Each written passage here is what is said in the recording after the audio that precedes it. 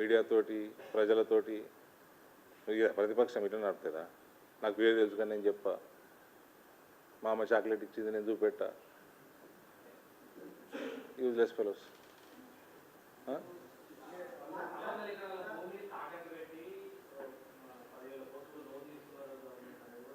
ఎక్కడి నుంచి తీసుకున్నారు బ్రదర్?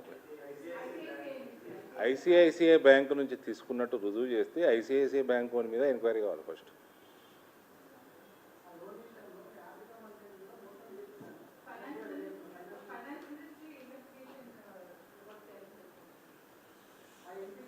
పేపర్ బయట పెట్టమనండి, ఆయన దగ్గర ఉన్న రుజువులు బయట పెట్టమనండి, ఎంపీ పేరు బయట పెట్టమనండి.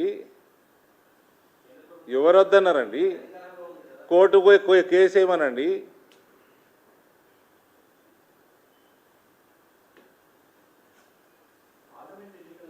ఇవన్నీ అలిగేషన్లు చేయడం వేరే విషయం. నాకు తెలుసు పేరు నేను చెప్పా అంటే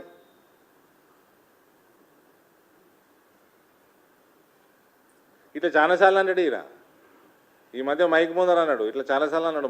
మా నాయకులు ఎవరన్నా ఎయిర్పోర్ట్లో ఆడిడ కలిస్తే మీ వాళ్ళ సంగతి తెలుసు నాకు, మొత్తం బయట పెడతా అన్నాడు. ఎన్నడూ పెడతావు?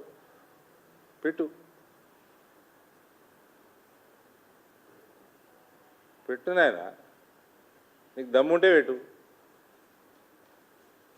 ఓకే, పనికి వాళ్ళు వేసాను.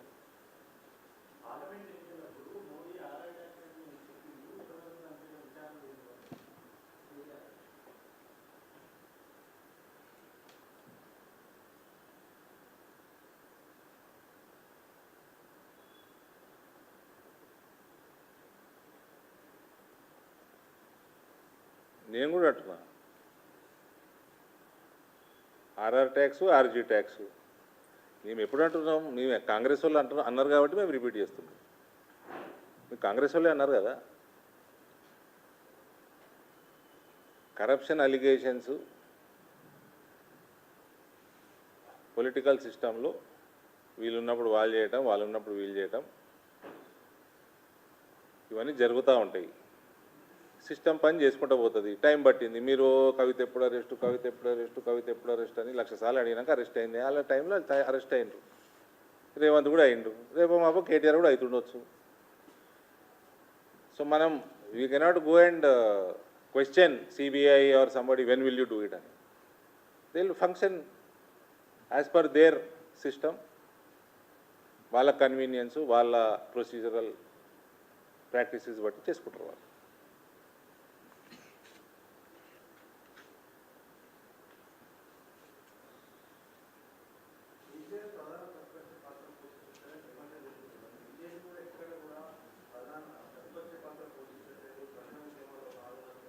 అందుకనే ప్రజలు ఓట్లు వేసిరా మన